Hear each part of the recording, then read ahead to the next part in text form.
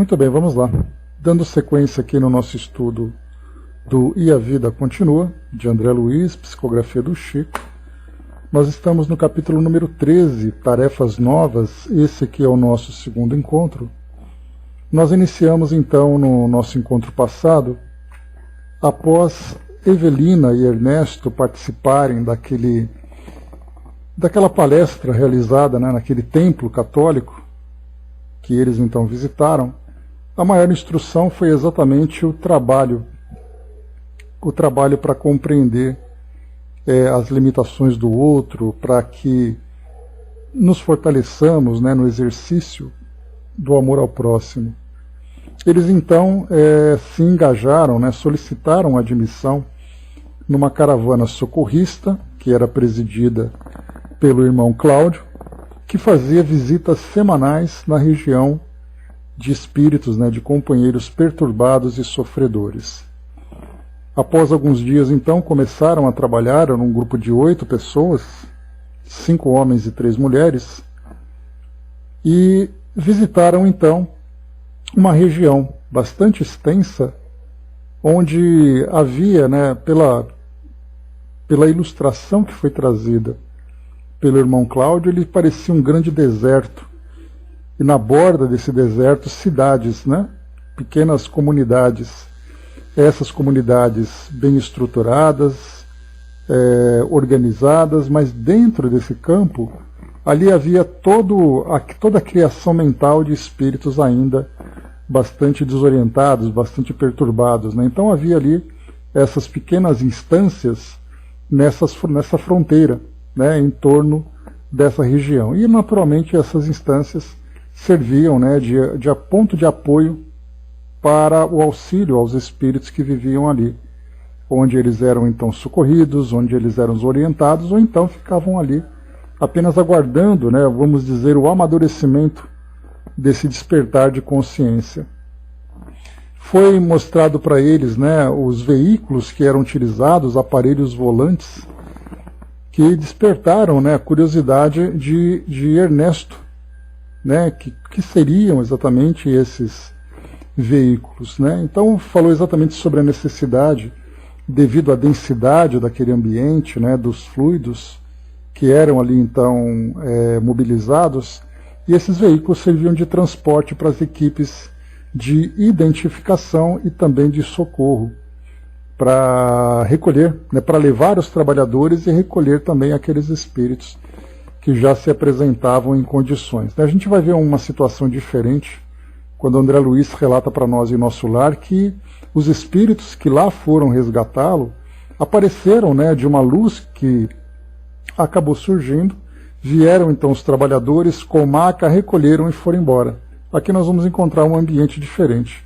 Então isso dá para nós, não cabe aqui tentarmos entender por que um é de um jeito e outro lugar é de outro jeito, mas vale a pena a gente observar os diversos recursos que os espíritos utilizam de acordo com cada ambiente, da mesma forma que o relato também do Memórias de um Suicida trouxe para nós aquelas caravanas com carruagens, com animais que eram utilizados para a proteção e a condução também dos espíritos que lá eram resgatados. Foi perguntado por Ernesto se os espíritos não poderiam se mobilizar pela força do pensamento, simplesmente através da volitação. Foi colocado exatamente pela dificuldade que o ambiente oferece, e até mesmo pela dificuldade que os próprios espíritos acabam encontrando também. Falava então aqui sobre as condições dos espíritos que lá se encontravam. Eram então uma floresta de fluidos condensados, retratando as ideias e manias, ambições e caprichos, remorsos e penitências dos moradores. Então bem interessante. E aí a gente parou aqui um pouco para refletir sobre esse trecho que diz assim para nós: temos aí nessa faixa umbralina todo um estado anárquico, em que o individualismo desborda na hipertrofia da liberdade, sem os constrangimentos benéficos da disciplina, que nos faz realmente livres pela voluntária sujeição de nossa parte aos dispositivos das leis de Deus. E aí então a gente trouxe, né, evocou aquele verso, disciplina é liberdade. E é claro, né, para os espíritos ainda imaturos, né, não compreendem dessa forma, porque a ideia da anarquia é exatamente isso, né, você viver sem nenhum tipo de regra, você viver de acordo com a sua vontade, de acordo com os seus impulsos. Mas é uma visão, claro, muito infantil, nossa aqui do mundo físico, assim como também do mundo espiritual, para os espíritos que se encontram nessa mesma faixa, lembrando que tudo é regido, né, pela vontade de Deus através das leis. E todas as vezes que nós infringimos essa lei, nós, na verdade, perdemos, né, a liberdade, nós vamos perdendo a nossa liberdade. Então, quanto mais respeito a essas leis, quanto mais afinizados com elas, maior é a nossa liberdade, porque nós temos a liberdade de ação sem criar consequências negativas para nós mesmos. Né? Então isso aqui daria para nós um estudo bastante profundo, mas a gente trocou bastante ideias interessantes sobre isso. Aí depois veio para nós aqui a pergunta dele também, né, com a lógica humana, né, por que Deus permite a formação desses quistos gigantescos de perturbação e desordem? E aí então a gente conversou, né, da resposta que o irmão Cláudio trouxe. A pergunta é, né, aquela questão que a gente colocou, né, se eu fosse Deus eu faria diferente. E na verdade, se nós fôssemos Deus, nós teríamos um entendimento sobre as leis que regem o universo e as necessidades de cada indivíduo. E a resposta aqui de irmão Cláudio, que merece a nossa atenção, porque é uma resposta que a gente pode destacar aqui do livro e deixar bem guardadinha para a gente poder refletir sobre tudo isso, e foi colocado para nós que, né, Deus permite que as criaturas sejam livres para escolherem o caminho da evolução que assim desejarem. Né? Então ele colocou para nós algo bem interessante, que nós temos a liberdade para... Deixa eu pegar aqui rapidinho um trecho. Todos recebemos nas leis da vida o que fizemos, pelo que fizemos, quanto fizemos e como fizemos. Né? Então a única exigência é exatamente isso. A cada um será dado segundo as suas obras. Então esse respeito à lei que nós temos que compreender. Foi trazendo para nós aqui outras importantes instruções, e foi então baseado nesse trecho, né, que nós tivemos então, né, a Fabi trouxe para nós uma mensagem de um dos nossos amigos espirituais que falava exatamente sobre isso, que eu vou ler para vocês aqui agora, né, para a gente aproveitar aqui o nosso contexto, que o entendimento sobre Deus, sobre a vontade de Deus, sobre a forma como tudo é regido no nosso mundo, né, no nosso universo, é algo que, embora fuja à nossa compreensão, a gente pode construir esse raciocínio, esse entendimento, a partir exatamente dessa ideia, né, de que somos ainda espíritos numa fase infantil de evolução e precisamos dessa tutela. Mas em vez de ser aquela tutela pessoal, como nós imaginamos, né, nós na verdade temos ali as leis que vão nos mostrando, né, aprendendo com essa didática divina, essa pedagogia divina, aprendendo com as próprias experiências, a recompensa e a punição, se nós podemos dizer assim. A mensagem então que chegou para nós, ela é bastante esclarecedora nesse sentido, porque utilizando imagens, figuras aqui bastante simples, né, trazem para nós um entendimento mais profundo. E ela diz assim para nós: queridos amigos, refletindo sobre as lições que estudamos, vamos retomar a fala do benfeitor sobre a nossa visão material acerca do sofrimento? Porque foi perguntado, né, por que Deus permite que tudo isso aconteça, né, pergunta de Ernesto Fantini. Quando questionamos Deus, é porque desconhecemos a extensão de sua soberana sabedoria e amor, assim como, quando crianças, com sua pouca experiência e visão, desconhece as razões que levam seus pais a lhe dizerem não, a desejo que podem ser tão desastrosos para ele mesmo.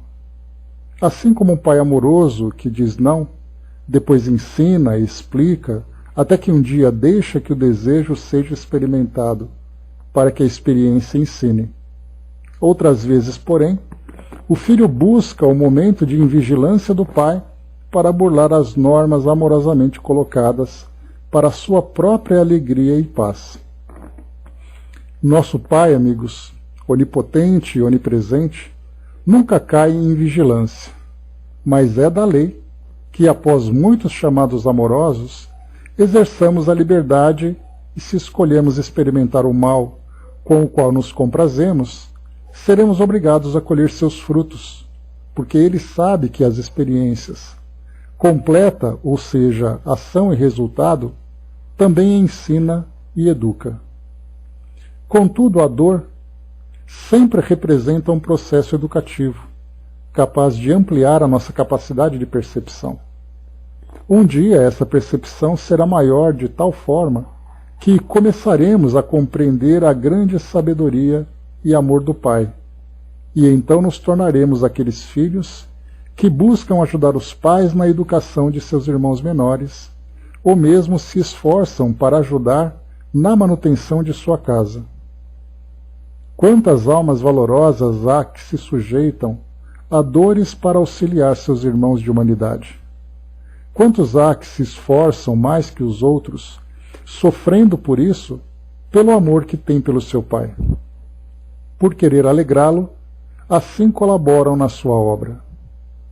Mas não tenham dúvidas, todas essas dores um dia serão apenas como lembranças de nossa infância e juventude espiritual, com lições preciosas de atitudes que não mais repetiremos, mas que também nos dão condições de perceber as dificuldades da alma humana, ainda na fragilidade da infância e na impetuosidade da juventude. Então, uma mensagem belíssima, e nós mais uma vez agradecemos pela presença aqui conosco, dos irmãos que nos ajudam nesse nosso entendimento, porque é realmente algo assim. E você se lembra que eu até comentei naquela passagem que fala do Papa Bento XVI, num dos campos de concentração nazista lá na Alemanha, ou na Polônia, perguntando onde estava Deus que permitiu que aquilo acontecesse. E quando nós vemos, é bem interessante quando você procura algo relacionado com o ateísmo, então nós vemos, por exemplo, nos canais do YouTube, aqueles canais que trazem a ideia do ateísmo. Um dos maiores argumentos a respeito da inexistência de Deus são as grandes calamidades que o próprio homem provoca. A fome, a guerra, a miséria, o abandono. E o argumento onde está Deus que permite que isso aconteça? E aí vem exatamente esse tipo de resposta, quando nós passamos a compreender, olhando de uma forma mais profunda, sobre o processo educativo daqueles espíritos. E é claro que a visão materialista, a visão ateísta, visa apenas o momento, sem compreender o espírito imortal que ali se encontra nesse longo processo de transformação e evolução.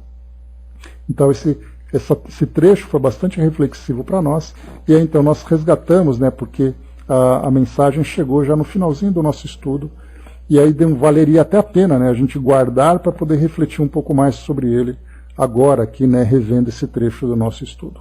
Oliveira, bom dia.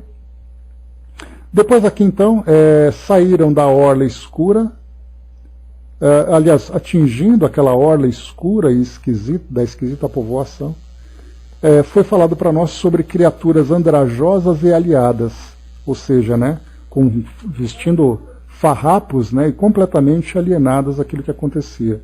E aí então André Luiz ele coloca algo interessante, ele diz assim que aqueles espíritos não pareciam como mendigos que nós vemos hoje nas grandes cidades, aquelas pessoas quietas, abandonadas, largadas, mas eram espíritos que mostravam orgulho, indiferença, arrogância, e estavam naquela condição, E muitos deles mostravam, inclusive, ironia e desprezo com relação a esses trabalhadores que chegavam ali. E ali mostravam mais uma vez, que quase todos exibiam roupas estranhas, cada qual obedecendo às condições e dignidades a que se supunham pertencer. E aí a gente viu num trecho acima sobre caricaturas, Então, assim, os espíritos criavam na forma pensamento, né, os seus trajes, o ambiente, as estruturas à sua volta, que na verdade não demonstravam a perfeição que o espírito puro poderia demonstrar, mas mostrava exatamente uma caricatura bastante imperfeita, fruto da imperfeição e do desequilíbrio da própria condição mental do espírito.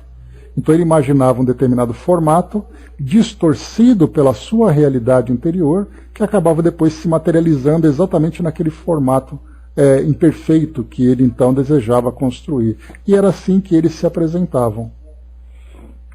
Depois aqui agora entrando no nosso estudo, dando sequência, vamos lá. Há uma pergunta desfachada por Fantini, pois Evelina e ele eram os únicos adventícios da equipe socorrista, ou seja, eram aqueles que vieram de fora da equipe, né? Eram os novos componentes da equipe. Cláudio observou: de um modo geral, os milhares de irmãos que se abrigam nestas paragens não se aceitam como são. Habituaram-se de tal maneira às simulações, aliás muitas vezes necessárias, da experiência física, que se declaram ofendidos pela verdade. Então, como a gente viu, né? Então, é aquele espírito, né? Eu não mereço estar assim. Né? Como eu tinha colocado, né? Vocês sabem com quem vocês estão falando, né? Para me deixar nessa condição. Então, era exatamente aquilo que provocava a revolta que eles viviam. Viveram anos e anos na esfera carnal, desfrutando essa ou aquela consideração pelos valores de superfície que exibiam, enfatuados e não se conformam com a supressão dos enganos e privilégios imaginários de que se alimentavam. Na verdade, a gente já leu esse trecho, né? Mas vamos completar aqui. Narcisos fixados à própria imagem na retaguarda, muitos se transferiram diretamente da vida física para a região nebulosa sob a nossa vista, e outros muitos habitaram, logo após a desencarnação, cidades de recuperação e adestramento semelhantes a nós. Entretanto, à medida que se evidenciavam tais quais ainda são, na realidade, absolutamente sem quaisquer simulacros, dos muitos de que se valiam na instância terrestre para encobrirem o eu verdadeiro, rebelaram-se contra a luz do mundo espiritual, que nos expõe à mostra a natureza autêntica, uns diante dos outros, e fugiram de nossas coletividades, asilando-se no vale de sombras, geradas por eles mesmos. Aí na penumbra criada pela força mental que lhes é própria, com o objetivo de se esconderem, dão pasto, em maior ou menor grau, às manifestações da paranoia a que todos se afeiçoam, entregando-se igualmente, em muitos casos, a lastimáveis paixões que procuram debalde saciar até as raias da loucura. Né? Então, tudo aquilo que o indivíduo vivia nesse campo da ilusão, aqui no mundo físico, né? Da posição, dos recursos, dos prazeres que eventualmente desfrute, no plano espiritual, então, ele volta com essas mesmas ideias e lá, então, ele tenta simular aquilo que ele vivia. E muitas vezes, né? Lembrando que aqui no plano físico, mesmo que o espírito alimente fantasias, ele é restrito pelo corpo físico que traz as suas limitações, pelas condições sociais em que ele se encontra. Então, ele não é capaz de manifestar de uma forma plena aquilo que ele traz na sua mente. Mas no plano espiritual ele não tem qualquer restrição. O pensamento flui, o pensamento atrai e o pensamento conecta. É aí então que essas comunidades são formadas por esses indivíduos que, manifestando ali plenamente a força do seu pensamento, acabam encontrando pensamentos semelhantes, criando essa sintonia. E aí então ele não apenas alimenta o pensamento dos outros, como também ele é alimentado por essa reciprocidade, né, em que então vamos trocando as nossas impressões. É o que nós encontramos, né, de uma forma prática, só para a gente poder compreender aquilo que acontece no nosso mundo, né, como eu sempre comento com vocês aqui, nós temos ambientes no plano físico, por exemplo, né, aqui em São Paulo, no centro da cidade, nós temos ali a conhecida Cracolândia, né, um ambiente muito triste, bastante degradante, em que indivíduos, né, que são, infelizmente, ainda são doentes, né, pela dependência química, acabam se juntando naquele ambiente para que possam vivenciar o seu vício. mesmo que a revelia da sua vontade, né? Muitos deles gostariam de não estar ali, mas acabam estando pela força das circunstâncias e também ali pela própria doença, né? Que acaba fazendo com que eles se encontrem ali. E ali nós vamos perceber que esses dependentes químicos, esses doentes, convivendo junto, eles vão se alimentando, compartilhando os seus vícios, compartilhando as suas tendências.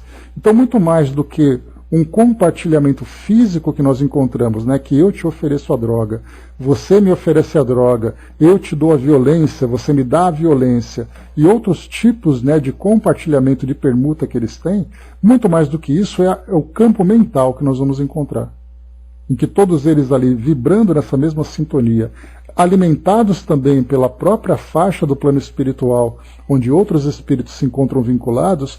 Então, muito mais do que aquele ambiente material que nós observamos, aquele cenário que nós observamos, se nós pudéssemos olhar por essa perspectiva espiritual, mudar a nossa visão e olharmos ali, né, a força de pensamento, a força vibracional, fluídica que existe naquele local, a gente teria algo muito parecido com o que nós vemos aqui. Fala-se, por exemplo, né, foi falado aqui anteriormente, que naquele campo, deixa eu pegar aqui o trecho, só para a gente poder ilustrar melhor aqui que ele relata, ele diz assim,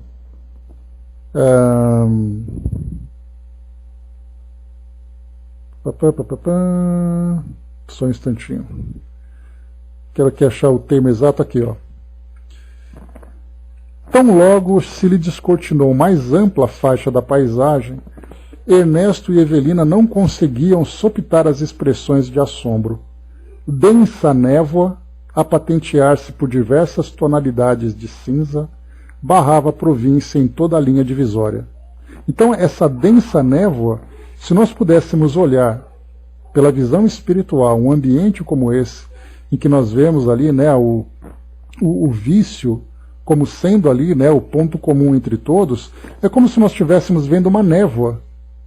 Você estando de fora, numa rua paralela, onde ali o ambiente ele é mais limpo e puro dentro das suas possibilidades, numa cidade grande, com tanta diversidade de ideias, mas olhando para aquele espaço em especial, é como se nós estivéssemos vendo ali uma camada de névoa envolvendo aquele grupo, fazendo ali uma fronteira, dividindo um espaço que é esse espaço do vício e um espaço que não é o espaço do vício.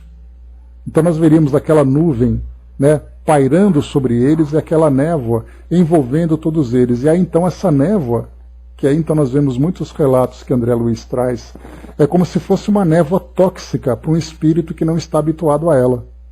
E é aí então que nós vamos encontrar as dificuldades que muitos espíritos, numa condição comum, acabam exatamente ali se deixando envolver, né, ou muitas vezes até desfalecendo em virtude da toxicidade que ela apresenta vibracionalmente.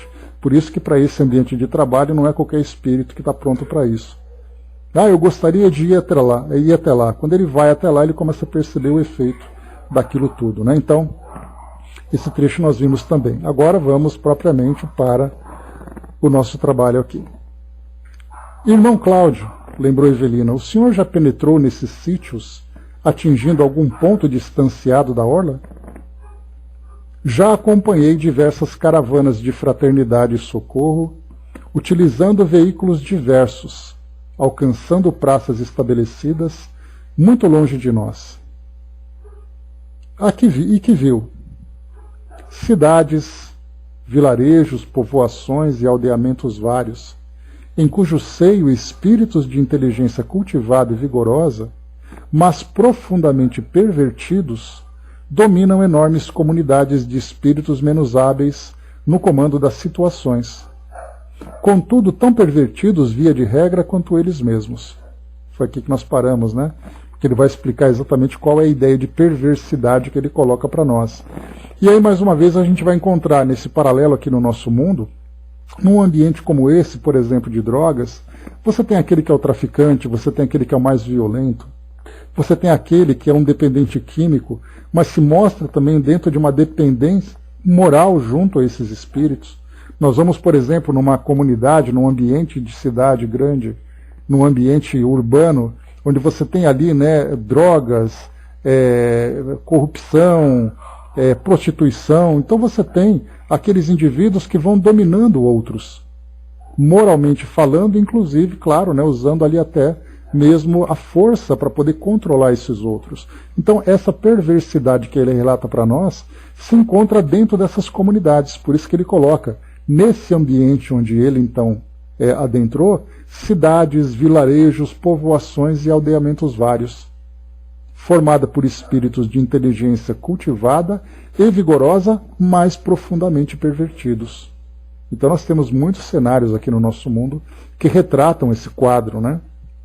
E no caso do plano espiritual, o livro Libertação, André Luiz fala para nós sobre Gregório, que era ali o líder daquela comunidade, e mostrava também aqueles que estavam vinculados a ele, né, que eram espíritos ali que também eram tão violentos quanto, e só não dominavam aquele local porque eram dominados por esse, que era ali, entre aspas, o mais perverso de todos.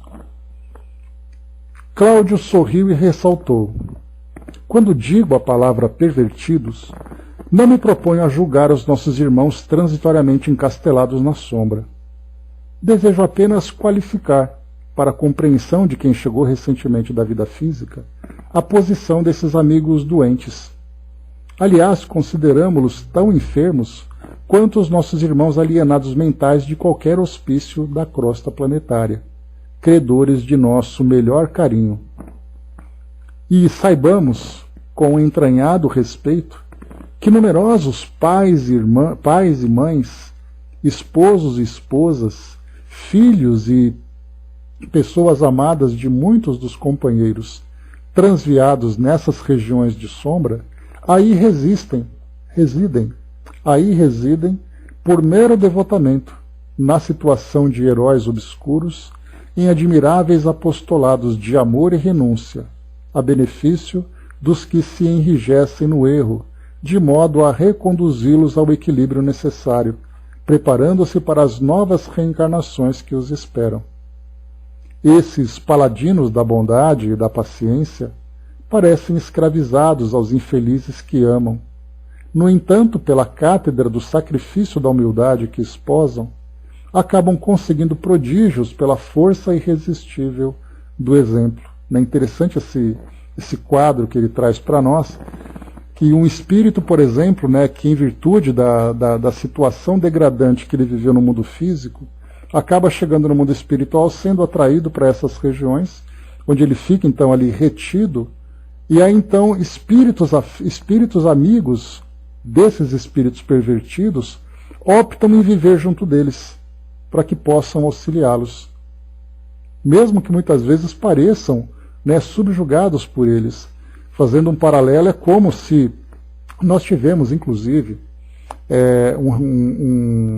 um trabalho em que tivemos o depoimento de uma mãe e de uma irmã, de um espírito que acabou, como dependente químico, desencarnando em virtude da violência desse tipo de vida, né?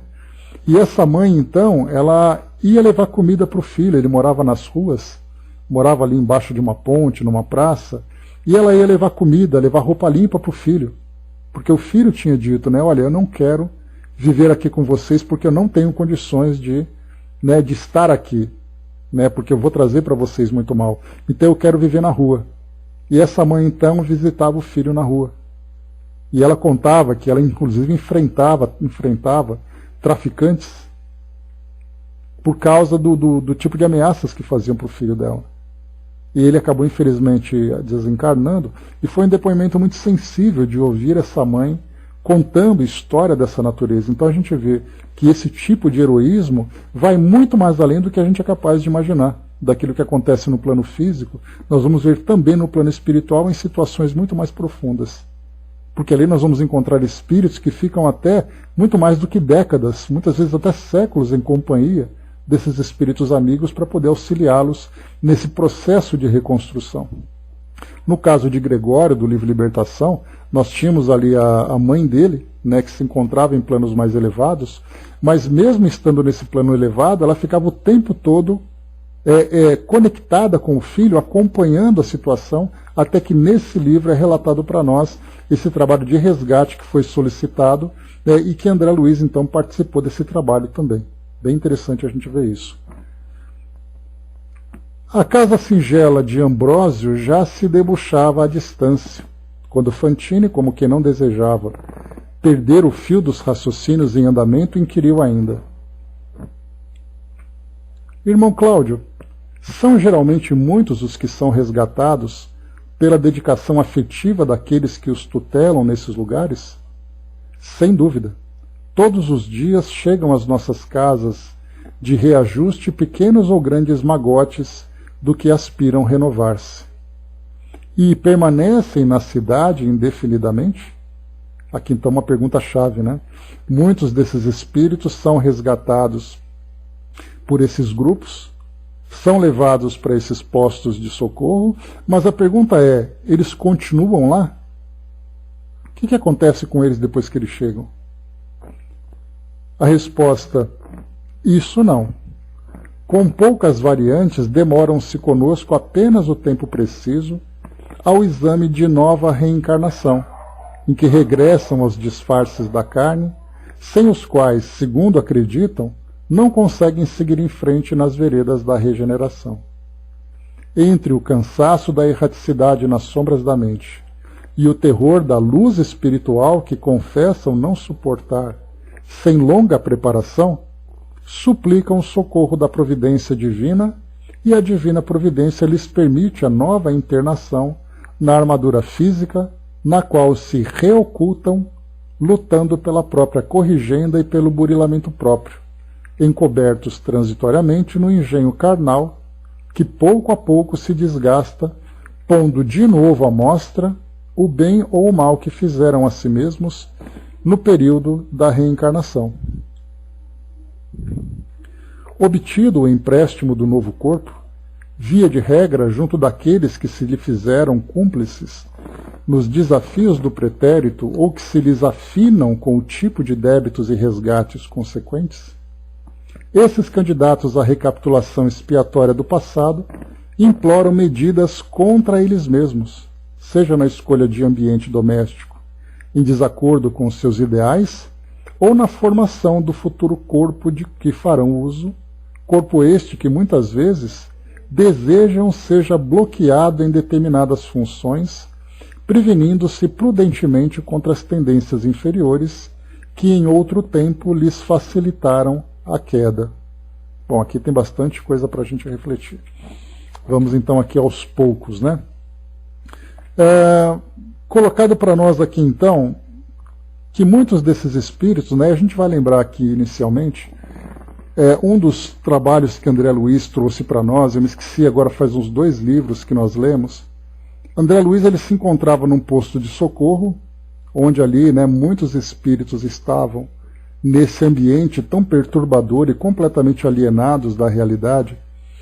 E aí então, conversando com o diretor da instituição, ele falava sobre esses grupos, né, que saíam explorando esses ambientes para resgate daqueles espíritos que se apresentavam em condições. E aí então ele encontrou no pronto-socorro dessa instituição 2 ou 3 senhoras, né, que de alguma forma estavam vinculadas a um espírito. E elas estavam intercedendo por ele. Então maqueiros foram, trouxeram esse espírito muito deformado, cheguei até a comentar com vocês sobre esse caso. Ele chegou muito deformado e dementado completamente, e a primeira ação que fizeram foi resgatá-lo, para que ele sofresse então ali, né, as terapias emergenciais, e depois ele seria automaticamente encaminhado para uma reencarnação. Não seria um espírito que estaria no plano físico, mas que a reencarnação, que naturalmente repercutiria, né, a condição mental dele, portanto seria uma reencarnação muito mais terapêutica do que pudesse fazer com que ele evoluísse espiritualmente, mas primeiro ele teria que se recuperar, se reequilibrar, para depois começar exatamente esse trabalho de evolução. Então ele não tinha nenhuma condição, então o trabalho era resgate, prepara e reencarna. Depois de uma outra reencarnação, o trabalho vai fazendo aos poucos, né? Então aqui a gente vai observar, né, quando ele fala aqui, né, é interessante como André Luiz utiliza aqui algumas expressões muito interessantes, né? Regressam aos disfarces da carne, né? Porque o corpo físico nada mais é, né, do que um veículo que nós utilizamos, que não necessariamente expressa a nossa realidade espiritual, né? Então acaba sendo para nós um disfarce. E aí então foi colocado para nós aqui que primeiro, entre o cansaço da erraticidade, nas sombras da mente, né? O espírito então fica ali sendo constantemente assediado pelas próprias lembranças, pelas próprias ideias e pelas próprias culpas. Portanto, ele implora pela reencarnação para que ele possa, dentro do entendimento dele, desfrutar daqueles momentos de paz. Porque ele, estando consciente no plano espiritual, revivendo sempre os seus próprios erros, para ele é um tormento contínuo. E a reencarnação, fazendo uso exatamente daquele atributo que é o esquecimento do passado, traria para ele, pelo menos ali, inicialmente, aquela tranquilidade. Ele sofreria, claro, né? Porque a gente lembra que o esquecimento do passado, ele faz com que nós não nos lembremos dos fatos, mas as impressões das experiências, elas permanecem. Daí são muitas as aflições, as fobias, os desequilíbrios que os indivíduos encarnados vivenciam sem saber a causa. Então ele não lembra o que fez, quando fez, por que fez, ou a quem fez. O que ele sente foi que fez alguma coisa. Então esses espíritos levam para o plano espiritual essas mesmas impressões, mas desfrutando ali de uma tranquilidade que para ele, dentro das suas condições, é o suficiente para que ele possa pelo menos dar aquela aliviada, né, no que ele vivia, no plano espiritual. E ao mesmo tempo, porque foram colocados aqui dois extremos, né? O cansaço da erraticidade nas sombras da mente e ao mesmo tempo o terror da luz espiritual que confessa não suportar.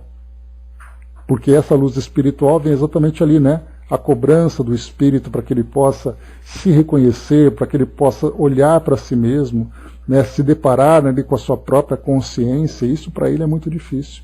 Então, tanto num caso como no outro, o espírito então prefere reencarnar logo e implora por isso. E por isso foi colocado, né? Suplicam o socorro da providência divina e a divina providência lhes permite a nova internação na armadura física na qual se reocultam. E aí vocês se lembram, né, que eu comentei com vocês que o querido amigo Joaquim de Aruanda, que era um espírito que fazia estudos conosco aqui do Pautalk, ele dizia para nós, né, que a fila para a reencarnação no plano espiritual, ele usou até uma expressão, né, parece a fila do INSS aqui no Brasil. É aquela fila enorme de espírito implorando para reencarnar e não recebe permissão para isso.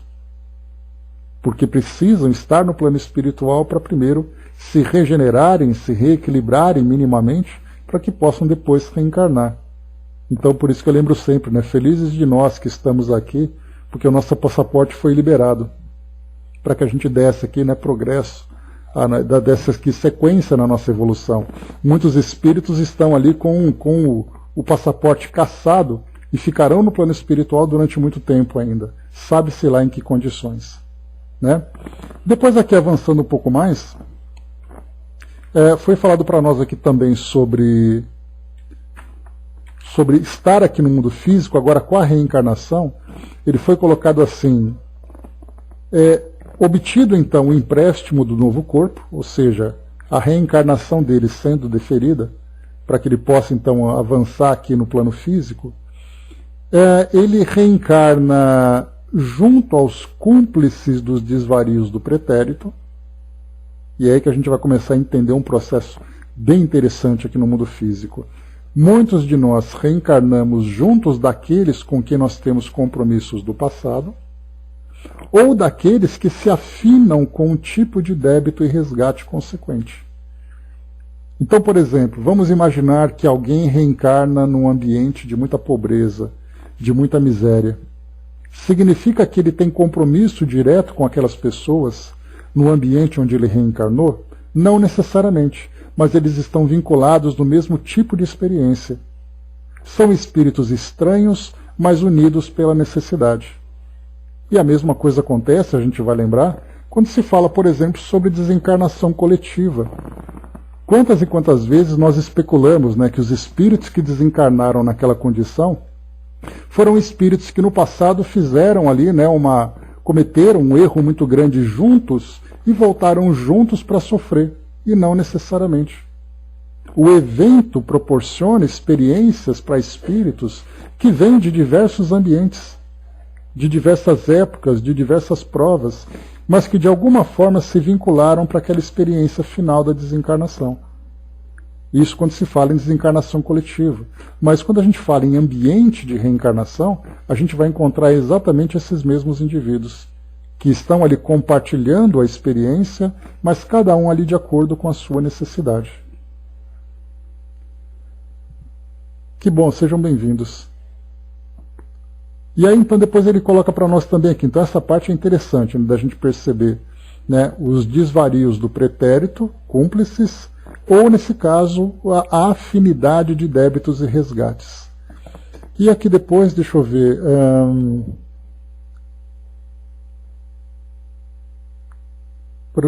tá, então depois eles vão escolher aqui então na programação reencarnatória, estarem num ambiente doméstico em desacordo com os seus ideais, então ele vai estar num local onde ele vai ser podado nos seus interesses.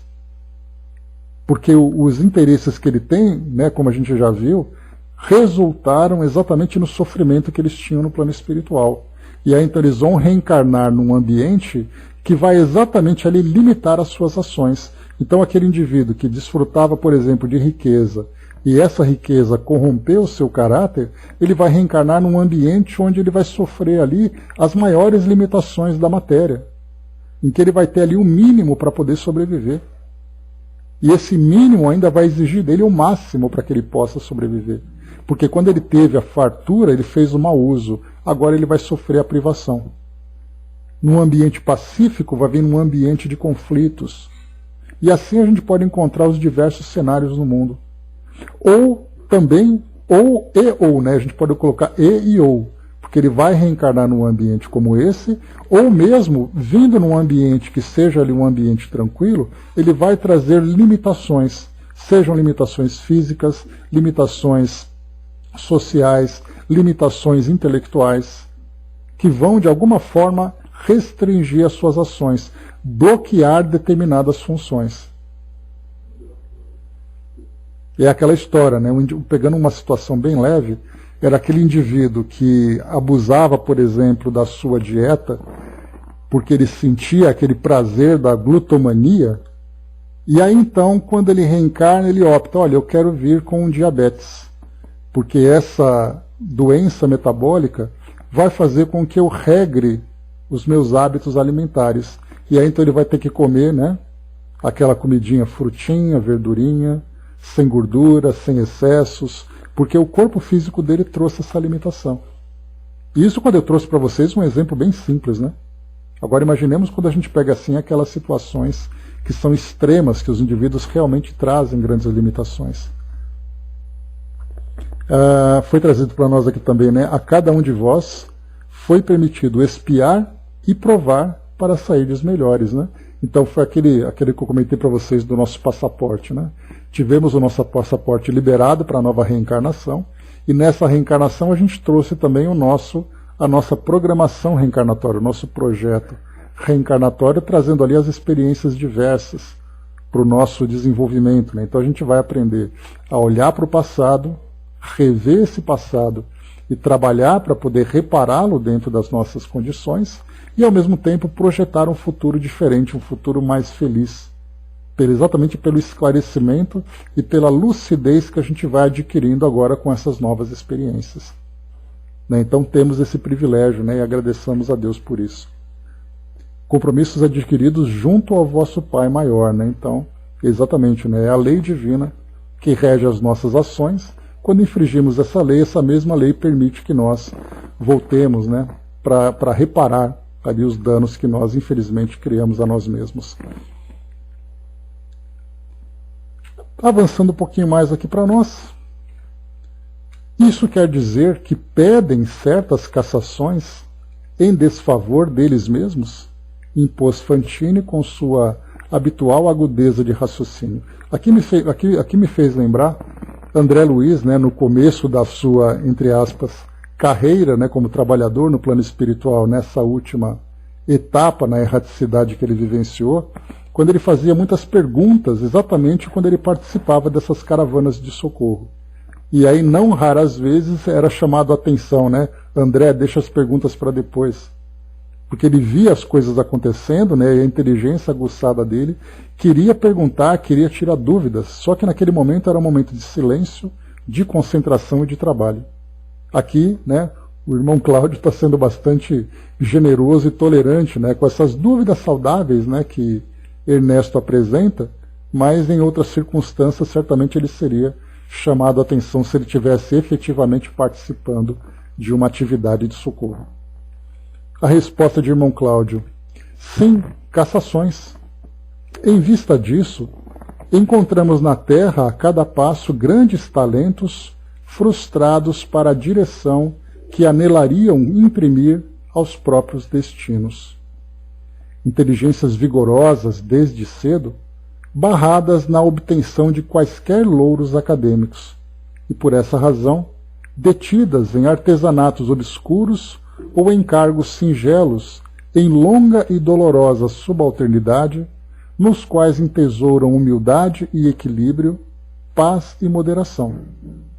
Então ele começou trazendo para nós como exemplo inteligências vigorosas, que têm então ali essa inteligência obscurecida pelas condições, para exatamente desenvolver esses valores da humildade e equilíbrio, paz e moderação. Depois ele continua com outro exemplo. Artistas contrariados nas mais altas aspirações, arrastando defeitos físicos e inibições outras, que lhes obstam temporariamente as manifestações, e sob as quais adquirem a reeducação dos próprios impulsos com o respeito necessário para os sentimentos do próximo.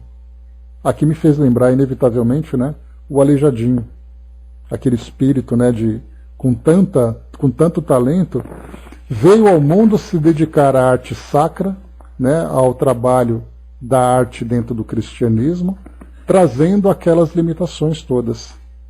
Me fez lembrar Beethoven, né, na sua surdez, e dentre outros, né, que também trazem ali as suas limitações, exatamente porque as mesmas artes, a mesma capacidade que ele teve de expressar os seus sentimentos no passado, foram abusadas, e agora eles trazem essas limitações.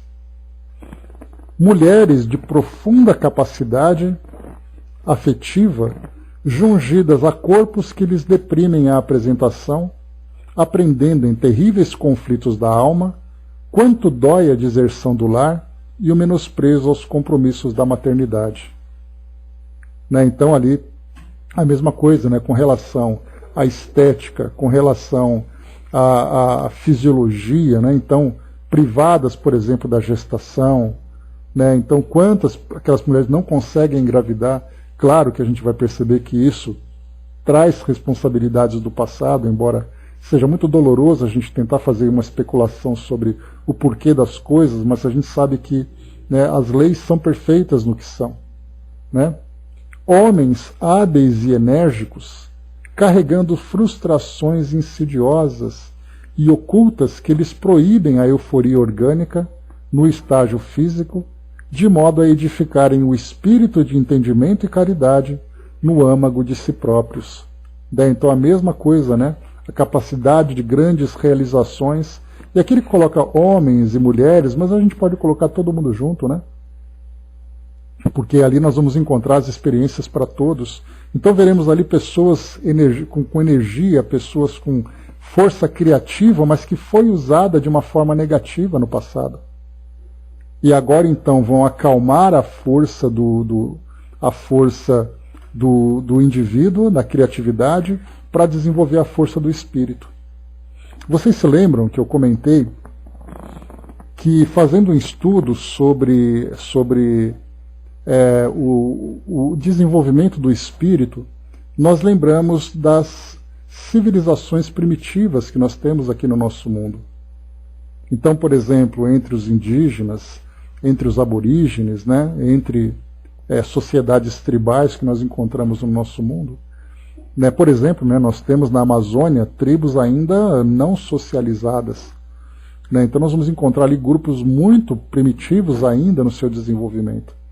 E o primeiro entendimento que eu tive foi exatamente isso, né? São espíritos ainda selvagens no sentido evolutivo, que ainda vivem aqueles instintos de sobrevivência, em função dos instintos, acabam reencarnando nesse local, nessas sociedades. E aí então eu achei que aquilo era muito pouco.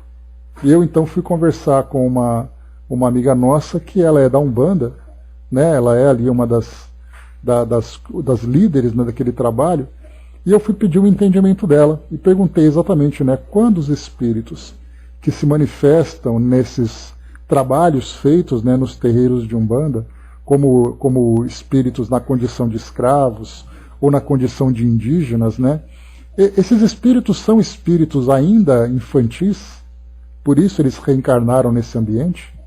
E ela me deu uma resposta muito sábia, né, que eu acabei aprendendo muito com isso. Ela falou assim: pelo contrário, muitas vezes são espíritos muito inteligentes que acabaram sendo conduzidos para esses locais, e ela usou uma expressão muito interessante, para que eles pudessem se aquietar. Porque se antes eles viveram em sociedades desenvolvidas e fizeram mau uso, eles são isolados dessas sociedades para viver nesses ambientes agora, longe de tudo aquilo que para eles era motivo de queda. E aí a gente vai lembrar exatamente no livro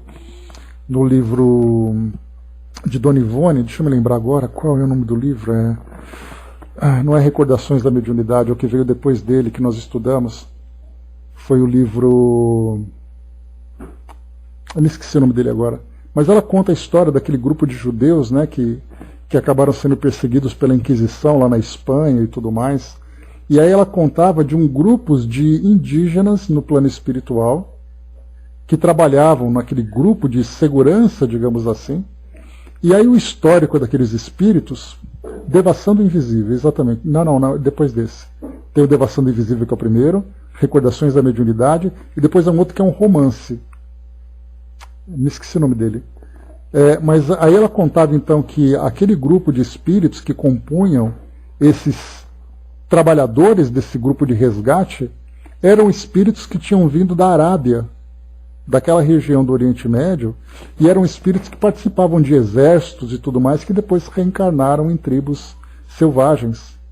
Né? Olha que interessante. Então isso mudou bastante, né, o meu entendimento, mostrando que a aparência que nós temos, na verdade, vai trazer para nós uma realidade completamente diferente daquilo que o espírito realmente está vivenciando naquele seu momento, né? Angelino trouxe para nós também, né, o momento atual da vossa sociedade é permitido para, no silêncio de vossas almas, fazer opções para vossos progressos. Luz na caminhada de todos. Obrigado, né? Então, assim, esse momento que nós estamos vivendo realmente é um momento bastante turbulento, mas ali nós temos dois caminhos, né? Ou nós compreendemos ou nós nos desesperamos. E, infelizmente, nós encontramos muitos espíritos que, influenciados pelas circunstâncias, acabam até mesmo agravando as próprias condições. E isso mostra exatamente a força moral que ainda não manifestaram, não desenvolveram. Enquanto que outros têm essa oportunidade de, refletindo sobre um momento importante que nós estamos vivendo, e é isso que a doutrina espírita nos traz como grande aprendizado, de perceber que, por mais caótica que a condição hoje possa parecer, tudo está dentro de um controle maior, que esse fundo do poço, Dramas da Obsessão. Obrigado, Gilda, esse mesmo. Obrigadinho. Então esse livro é muito interessante, que traz para nós essa passagem. Então, assim, por mais caótica que pareça a nossa condição, a certeza de que tudo está, né, sendo bem controlado, e que por muitas vezes também nós precisamos chegar no fundo do poço para despertar a nossa consciência, aí então nós vivemos com mais equilíbrio, mesmo diante de tudo isso. Estamos sofrendo? Não tenhamos dúvida disso. Mas esse sofrimento é uma punição ou é um processo educativo? Quando nós entendemos como um processo educativo, nós então nos resignamos e trabalhamos para manter, né, o nosso equilíbrio e também colaborar para aqueles que estão próximos, para que também mantenham esse equilíbrio, né? Então é parte de um aprendizado importante para todos nós. Obrigado pela colaboração de sempre. E avançando para nós aqui então, a palestra Admirável, que valera por aula inesquecível no ânimo dos ouvintes, foi repentinamente interrompida pelo abraço de Ambrósio e Priscila, que aguardavam os peregrinos fora das portas. Saudações, bênçãos, votos e alegrias. Então eles estavam conversando enquanto se dirigiam, né, para esse local onde seria realizado aquele evangelho no lar, nos limites dessa zona de grande perturbação. O serviço religioso no lar se revestiu das características do evangelho em casa, nos domínios cristãos da terra. Havia, porém, ali, naquela tenda simples, valioso trabalho de extensão do apoio espiritual aos amigos sofredores da vizinhança. 22 entidades, das quais 20 mulheres e 2 homens, tinham vindo do grande nevoeiro próximo, a fim de ouvirem a palavra do irmão Cláudio, entremostrando anseios e tranquilidade e transformação. Ou seja, né, eram espíritos que foram conduzidos, nesse caso foram então convidados para participar desse evangelho a título de auxílio, junto a esse grupo, né? Deixa eu ver aqui rapidamente. Tá, então, antes de continuarmos então, aqui, enquanto essa terapia acontecia, né? A Fabi trouxe para nós aqui uma mensagem, vamos a ela. Nesse correio bendito, venho, amigos, dar a minha contribuição para compartilhar um pouco da minha experiência por meio dos benefícios que nos assistem. Antes, muito antes de me envolver com irmãos envolvidos em tantos desequilíbrios quanto eu mesma vivia no mundo mental, o mundo mental já conturbado. Os conflitos que me cabia enfrentar, refletir e dar novo sentido e significado à luz do Evangelho do Cristo, passei a vivenciá-los como se fosse lícito viver os desvarios meus sem o freio que a consciência, essa sentinela da alta, oferece. Do alto oferece, né? Vibrando raiva, rebeldia, frustração, passei a agir, materializando o que já existia em mim, e sem iluminar esse mundo, trouxe dor, trevas aos meus e aos meus dias. Desnecessário lembrar como joguei a existência fora, até que vinha encontrar a morte, indo para lugares com os quais me afinava totalmente. E apesar de insistir em querer um céu perfeito, teria eu olhos para ver essa perfeição que me julgava tão credora? Exausta de olhar e ver no exterior o que havia em meu interior, compreendi que precisava de ajuda para vencer a mim mesma. Precisava do Cristo. E ele me enviou a minha mãe, que eu não conseguia olhar nos olhos, que eu tanta vez fiz chorar. O passado ficou para trás, com experiências dolorosas que a dor fez fixar em mim. Aguardo nova existência e o corpo doente já poderoso instrumento de cura do meu mundo interior. Meus amigos, trabalhem pela cura de suas almas enquanto estão na vida que os desafia, para que um dia sejam felizes no céu lindo que construírem. Então, muito obrigado pela contribuição, né, um depoimento que traz para nós aqui uma ilustração bastante clara daquilo que nós estudamos agora, né, todas as dificuldades enfrentadas, né, o que essa irmã trouxe para nós foi exatamente um resumo de todo esse ambiente que André Luiz relata para nós, né? Orem por mim e por todos que muito errar. São os que mais precisam do seu carinho, de sua tolerância e paciência fraternas, né? Com toda certeza. Então a gente vai ver aqui, enquanto nós vemos, né, espíritos que vivem nesses ambientes. Não, imagina, Fabi. Enquanto a gente vê nesses ambientes aqueles espíritos que ficam durante tanto tempo, a gente tem aqui o depoimento dessa irmã que viveu isso tudo, né, em condições muito particulares, mas que agora já se apresenta em condições de preparar uma nova jornada aqui no mundo físico, nas condições que são necessárias, né? Então, um grande aprendizado para nós. Muito obrigado pela colaboração aqui conosco. Só um instantinho aqui, deixa eu só ver quanto falta para nós. Eu vou só correr um pouquinho aqui para a gente finalizar esse trecho.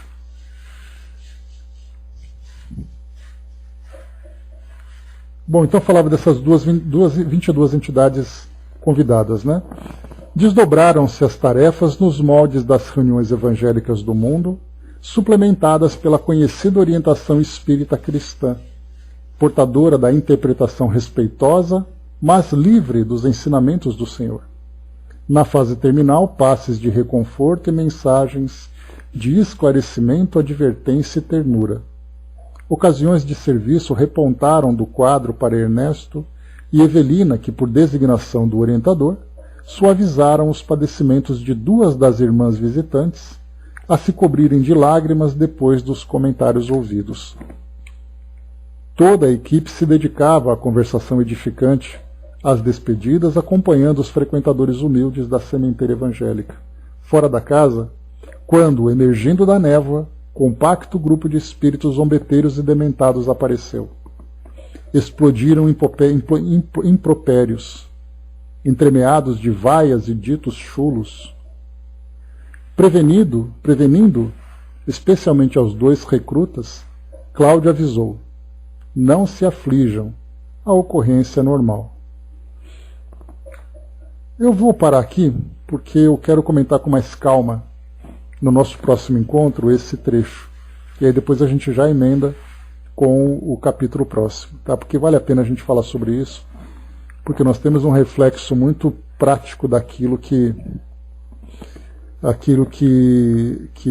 nós vemos no mundo físico também. Então paramos aqui na página número 100, quando então eles encontraram com esses espíritos que vinham perturbar